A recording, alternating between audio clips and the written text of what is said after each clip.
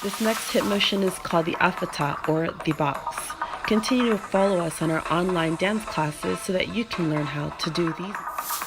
Now you too can learn the basics of Tahitian and Hula dance with me.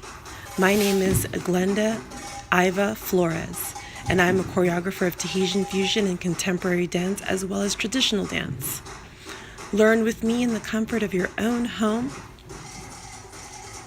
with choreography to Hula and Tahitian dance. Just like attending a live class but with no intimidation.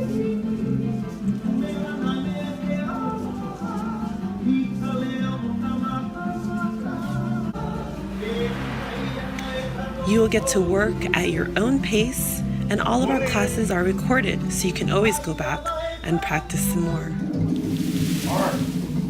You can work at a time that works with your schedule. 1, 2, 3, 4. And also sign up for online, private, one-on-one classes that are incredibly affordable.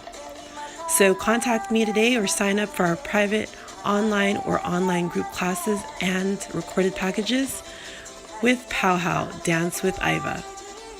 Hope to see you in class.